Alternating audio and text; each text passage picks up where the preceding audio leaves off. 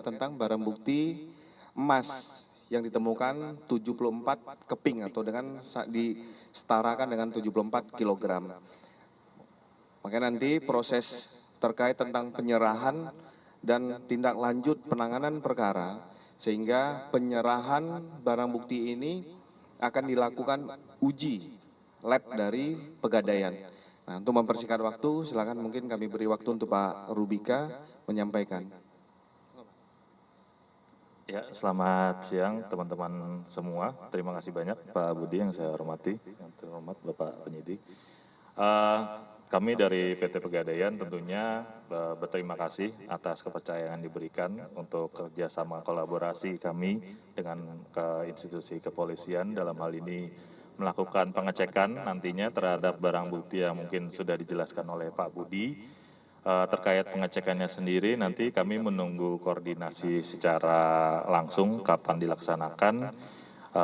Kalau dari kami PT Pegadaian itu akan melakukan pengujian secara teknis terhadap barang bukti berupa emas yang tadi sudah kami lakukan cek awal ya Pak, berupa 74 keping, mungkin sekitar per kepingnya itu seberat 1 kilogram.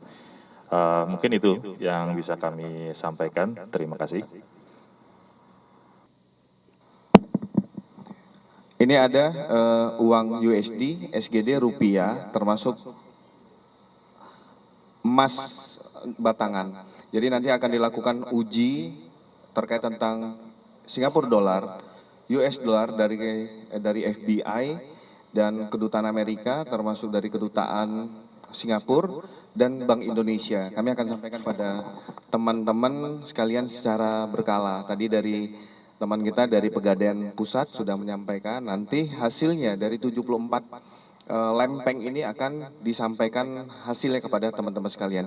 Ini merupakan suatu proses dalam penyerahan penanganan perkara lanjutan yang ditangani oleh Joint Investigasi kepada Kejaksaan Agung. Saya rasa itu teman-teman sekalian ya. Nah, Mas Amin sepertinya baru hadir.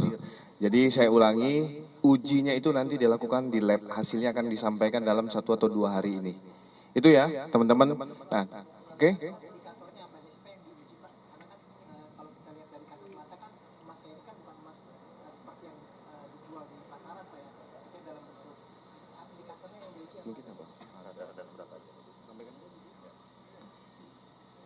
Izin menyampaikan, tentunya yang diuji yang pertama kita identifikasi keasliannya. Yang kedua baru kita cari kualifikasinya, yaitu kadarnya dan juga beratnya. Seperti itu Mas, terima kasih.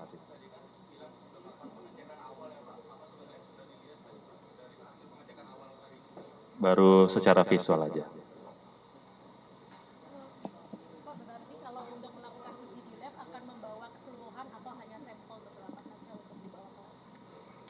Seyogyanya akan dibawa keseluruhan, karena ini terkait tentang azas keterbukaan. Azas keterbukaan di dalam proses penyerahan berkas perkara dan barang bukti lanjutan. Saya rasa itu teman-teman sekalian, nanti kami akan selalu update.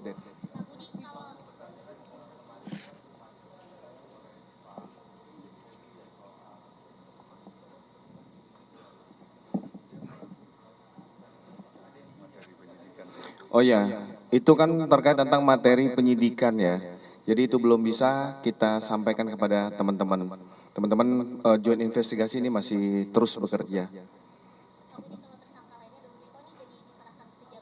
Nanti akan, ini bagian proses, masih proses semua. Jadi semua tentang perkara akan diserahkan proses penyidikan lanjutan kepada Kejaksaan Agung, tetapi proses terhadap tersangka dan barang bukti termasuk dokumen-dokumen berkas perkara ini akan dilakukan secara bertahap, artinya tidak bisa sekaligus karena ini menggunakan ahli yang dari eksternal terkait tentang pengujian barang bukti.